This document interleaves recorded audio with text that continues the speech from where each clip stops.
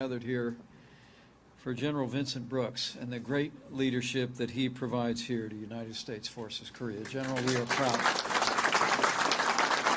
Grateful for your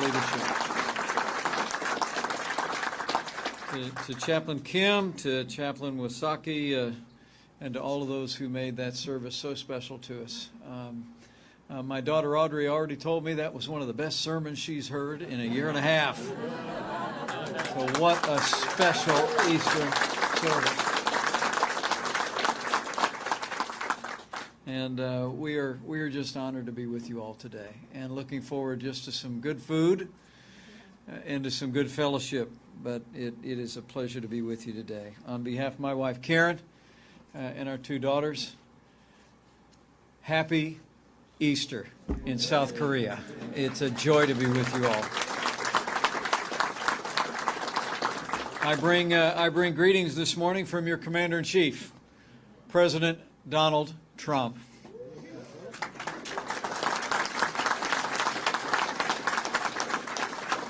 I spoke to the President early today, and I spoke to him on the way over, and he asked me to be here. And he told me in no uncertain terms to make sure that I told all of you, we're proud of you, and we are grateful for your service to the United States of America on this frontier of freedom that is South Korea.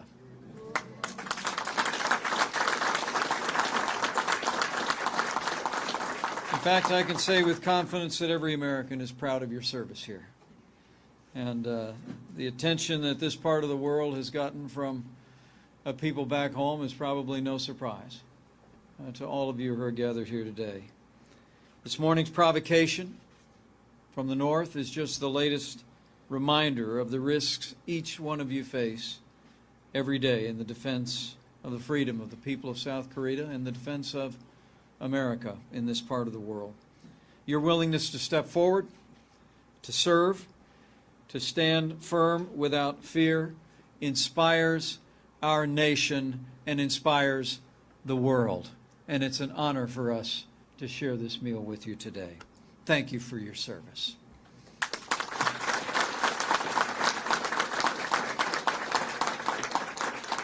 And let me say, as a general mentioned, as proud parents of a United States Marine, it is the greatest privilege of my life to serve as Vice President, and to a President who cares so deeply about the men and women of our armed forces and their families. You know, days like today make me think of the separation that comes at special times of the year for those who serve. And so would all of you in uniform join me in giving a rousing round of applause to the family members who are here and the family members far away. We appreciate their service and their support as you serve our nation in uniform.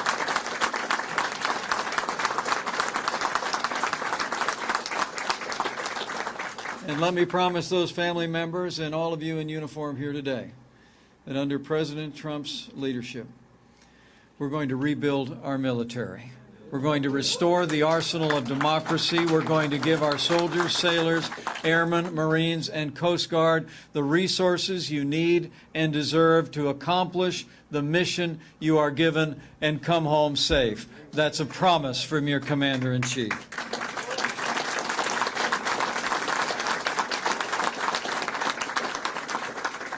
This is a challenging time all over the world, but especially here in the Asia Pacific.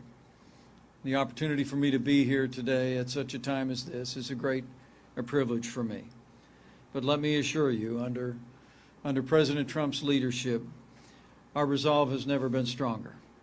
Our commitment to this historic alliance with the courageous people of South Korea has never been stronger. And with your help and with God's help, freedom will ever prevail on this peninsula.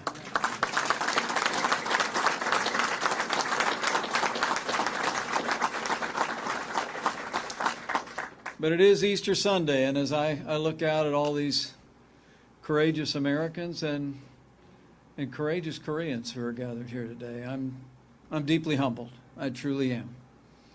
We celebrate today what Karen and I and those of us gathered here recall as that Resurrection Sunday, and that worship service was so sublime. But it puts me to mind of one of my favorite stories in the old book. It's a story of a moment where the Nazarene encountered a soldier. The soldier walked up to him and told him that he had someone ill in his home. And he asked if he might take action to be helpful. And as Jesus began to walk with him, he said, "No, you don't need to come with me." He said, "I'm a man under authority." He said, "I tell one to do this and he does it. I tell another to do this and he does it." He said, "You just say the word and that servant under my household will be healed." And the words that ever struck me from that story were there at that crossroads.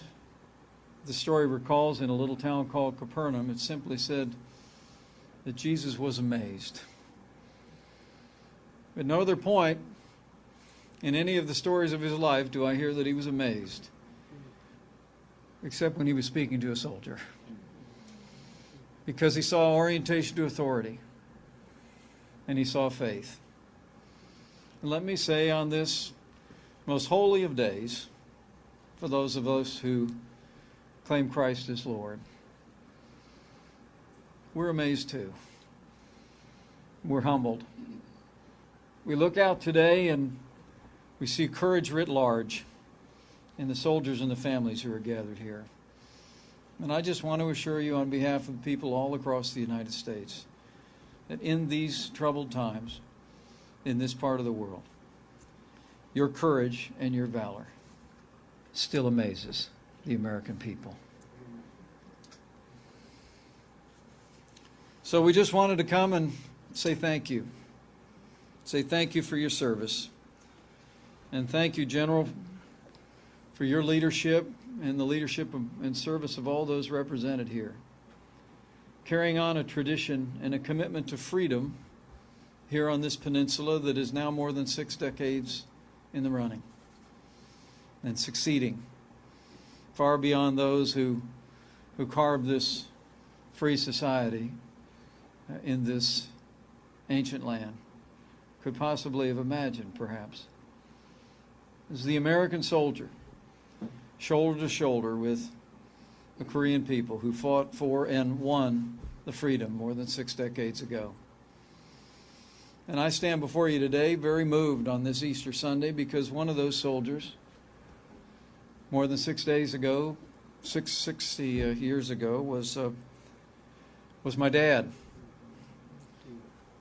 As we landed today on the peninsula, I looked out at those rolling hills, and I thought about Second Lieutenant Edward J. Pence, who was with the 45th Infantry Division of the United States Army.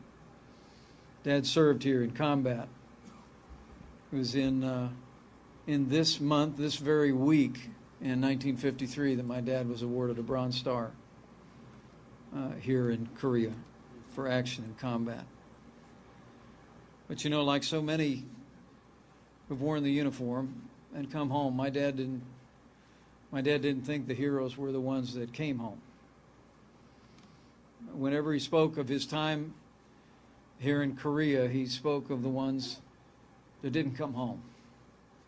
He spoke of friends lost, sacrifices made. And so on this day, I think of my dad. Gone 29 years now, but still enshrined in the hearts of everyone in our family.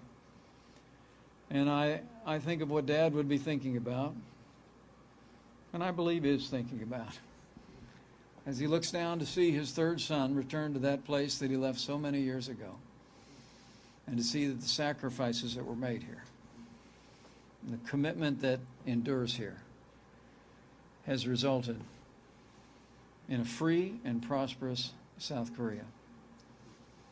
And so it shall ever be. So for the sake of all of you who wear the uniform today,